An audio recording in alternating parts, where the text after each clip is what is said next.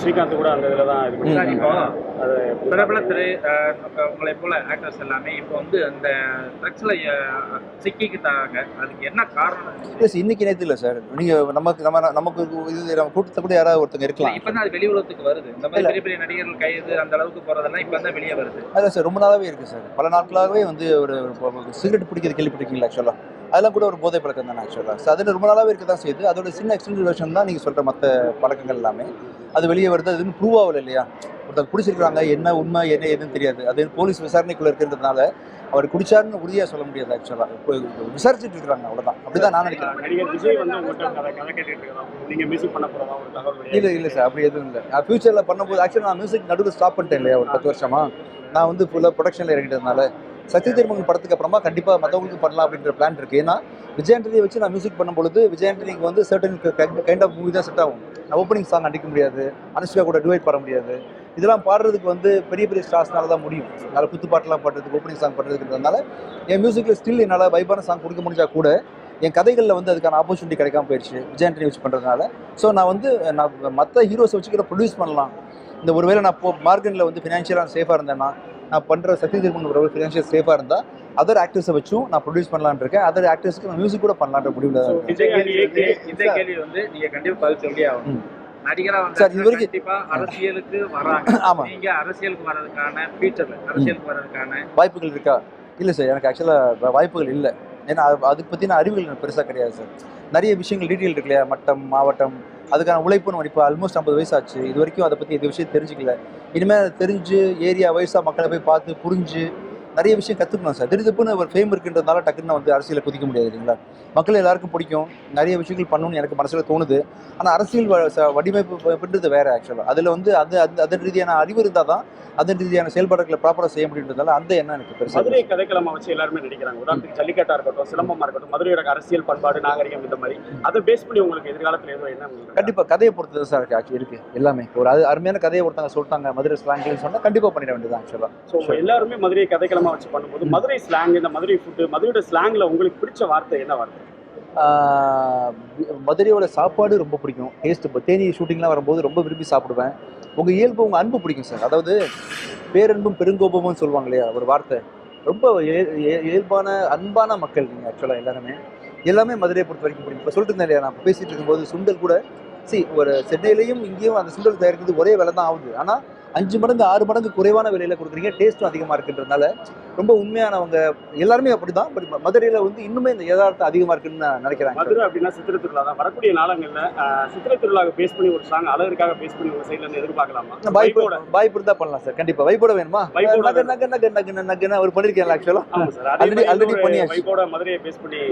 Vijay Antony sir படம் அப்படின்னா பிச்சைக்காரர் இப்படி பேசுகிற மாதிரியான அந்த பட டைட்டில் வைக்கிறீங்க, இது வந்து எப்படி சார்? அந்த மாதிரி டைட்டில் தான் சார் கிடைக்குது. மற்ற டைட்டில் நல்ல பெரிய பணக்காரன் தான் வச்சிடறாங்க எல்லாருமே. பிச்சைக்காரன் எல்லாம் ஒதுக்கி வச்சிடறாங்கன்றதுனால நான் இந்த சென்டிமெண்ட்லாம் பார்க்கறது இல்லை சார். ஆக்சுவலாக எனக்கு வந்து வேலை, எனக்கு டாகு கேது நல்லது கெட்டது எதுவுமே கிடையாது சார். ஆக்சுவலாக வேலை மட்டும்தான், மனசு மட்டும்தான் அப்படின்றதுனால இந்த மாதிரி விஷயங்கள் நம்பாததுனால எனக்கு இந்த மாதிரி டைட்டில்லாம் ஈஸியாக அவைலபிளாக இருக்குது. எனக்கு வந்து என் படத்துக்கான டைட்டில் பொருத்தமாகவும் இருக்கணும் அப்படின்னு நினைப்பேன். ஆக்சுவலாக இதுக்குன்னு அது கிடைக்கிறது எல்லாத்தையும் வச்சுட்டு போகிறதில்ல. அப்படியே பிச்சைக்காரன் டைட்டில் வைக்கும்போது அந்த கதைக்கு அதை விட பொருத்தமான டைட்டில் இல்லைன்றது நான் பரிபூர்ணமாக நம்பினாலையும், கொலைகாரன் படத்துக்கு கொலைகாரன்ற டைட்டில் வந்து ஆப்டின்றதுனாலையும் தான் அந்த டைட்டில் நான் சூஸ் பண்ணேன்.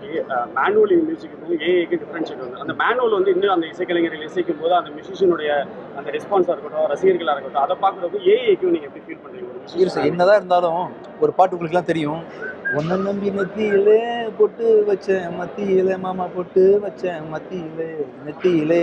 இந்த டியூனை வந்து ஒரு ஏஐ கம்போஸ் பண்ண முடியும்னு நினைக்கிறீங்களா? தெய்வீக ராகம் தவிக்காத காலம் அந்திமலை பொழுகிறது. எத்தனை ஏஐ வந்தாலும் சார் எனக்கு தெரிஞ்சு இந்த மாதிரி ஒரு சோல் டச்சிங் மெலடியை கம்போஸ் பண்ணுறதுக்கான வாய்ப்புகள் இல்லை. ஏஐ நம்ம குறையும் சொல்ல முடியாது சார். இப்போ ரீசெண்டாக நான் வந்து பார்த்தீங்கன்னா காலையில் எழுச்சியிலேருந்து பாதி நேரம் ஏஐ தான் பேசிகிட்டு இருக்கிறேன். அது என்னாச்சு இது என்னாச்சு அந்த இப்போ இந்த வாரம் தெலுங்குல எந்த படம் ரிலீஸ் ஆகுது? ஏன்னா என்னோட படங்கள் எல்லாமே தெலுங்குலையும் தமிழையும் ஒன்றா ரிலீஸ் ஆகிட்டு இல்லையா? இந்த வாரம் என்னென்ன படங்கள் ரிலீஸ் ஆகுதுன்னா சொல்லுது. கடவுள் மாதிரி இருக்குது சார். கடவுளுக்குள்ளே சொல்ல மாட்டான்னு வச்சுக்கலாம் பதிலாம். இது சொல்லுது பதில். கேட்டோன்னா டக்குன்னு பேசிடுது. எதுக்கு வேணாலும் ஆல்மோஸ்ட் ஒரு 90% ஆன்சர்ஸ் வருதுன்றதுனால ஏஐ நம்ம வந்து குறைச்சி மதிப்பிட்டோ சமுதாயத்தை அச்சுறுத்த வந்த ஒரு கிருமி மாதிரியே பார்க்க வேணாம் சார். அதை யூஸ் பண்ணி இன்னும் முன்னாடி நம்ம எல்லாம் மாட்டு வண்டியில் போயிட்டு இருந்தோம், அதுக்கு நடந்து போயிட்டு இருந்தோம், இப்போ காரில் போனோம், சைக்கிளில் போனோன்ற மாதிரி ஏஐ வச்சு இன்னும் நம்ம சில செய்ய வேண்டிய காரியங்கள்லாம் ஈஸியாக அக்யூரேட்டாக பண்ணி பிடிக்க முடியுன்ற பாசிட்டிவான காரணியாக பார்க்கலாம். இன்னொரு விஷயத்த யாருமே பேச மாட்டேங்கிறாங்க. ஏன்றது நம்மளோட வேலைகள்லாம் குறைக்க வந்திருக்கு. விவசாயத்தையும் குறைச்சி நமக்கு ஈஸியாக சாப்பாடு கொடுக்கும். நெல் உற்பத்தி பண்ணுறோம் இல்லையா, அவங்களெல்லாம் வந்து இன்னும் எளிமையாக வேலையை செய்ய விட்டு சாஃப்ட் ஸ்கில்லை மட்டும் வளர்த்துக்குங்க, நெல் நான் உற்பத்தி பண்ணி தரேன்ற மாதிரி பல வேலைகளை பண்ணி நம்ம வேலைகளை மிச்சப்படுத்தும். ஸோ அதனால் சாப்பாட்டோட விலை பல விஷயங்களில் குறையவும் வாய்ப்புகள் இருக்குது ஃபியூச்சரில். எனக்கு சர்வதேச லெவலில் இப்போ இஸ்ரேல் ஒரு பேசு பொருளாக இருக்குது. இதை நீங்கள் எப்படி பார்க்குறீங்க? ரொம்ப தப்பு சார். போருன்றது யார் பண்ணாலுமே தப்பு சார். இவன் வந்து உட்காந்த இடத்துலேருந்து ஒன்று அறிவிச்சிட்டு போயிடுறான், நான் சாகுறது வந்து பொதுமக்கள் தான் அப்படின்றதுனால. இப்போ ரீசெண்டாக அந்த உக்ரைன் வாரில் வந்து புட்டின் வந்து ஒரு விஷயத்தை சொல்லிட்டு போயிட்டாப்புல, ஜெலன்ஸ்கி ஒன்று சொன்னாப்புல, எத்தனை மக்கள் பாதிக்கப்பட்டாங்க அந்த ஊரில், அதெல்லாம் பார்க்கும்போது ரொம்ப ரொம்ப வருத்தமாக இருக்குது. அது மாதிரி காசாவில் பார்த்தீங்கன்னா ஒரு குழந்தைங்களையும் கதறுதுங்க. எனக்கு வந்து ரொம்ப கஷ்டமாக இருக்குது. இப்போலாம் தான் கடவுள் எங்கே போயிட்டாரு நம்ம கோவம் வரும் எனக்கு. அது வந்து போருன்றது, நீ போர் அறிவிச்சியா, நீ போருக்கு நீ வந்து அறிவிச்சுட்டு நீ போய் சண்டை போடுறதா இருந்தால் போர் ஓகே. இல்லைன்னா நீ ஒரு இன்ஸ்ட்ரக்ஷன் கொடுத்தவொன்னே மற்றவங்க போய் சண்டை போட்டு அவங்க குடும்பம் அழிகிறது, நாட்டு மக்கள் அழிகிறது, பொதுமக்கள் பாதிக்கப்படுறது, இந்த மாதிரி விஷயங்கள் எல்லாமே கண்டிப்பாக வந்து கண்டிக்கத்தக்கது. ஆனால் நடக்குது. நம்ம பொதுமக்கள் நமக்கு சொல்லதான் முடியும் தவிர்த்து நம்ம செயல்பாடுகள் நம்ம கையில் கிடையாதுன்றதுனால அதை பற்றி வருத்தப்படுறேன். நடக்க வேணாம்னு ஆசைப்படுறேன். ஆனால் நடந்துட்டு இருக்கு, என்ன செய்ய முடியும்? விஜய் ஆண்டனி சாருடைய அடுத்தடுத்த படங்கள் எதை மையமாக வச்சு இருக்கு? இல்லை, சக்தி திருமகன்ற ஒரு படம் வருது சார். அது வந்து அருண் பிரபு புருஷோத்தமன் சொல்லிட்டு அருவி படத்தோட டேரக்டரோட கதை. அண்ட் வால்ன்ற படம் பண்ணியிருக்காரு. அவரோட பயங்கரமான தீவிரமான ஃபேன் நான் ஆக்சுவலாக. எனக்கு என்ன கேட்டிங்கன்னா, தமிழ்நாட்டோட சத்யஜித் திரையை வந்து அருண் பிரபு புருஷோத்தமன் சொல்லுவேன்.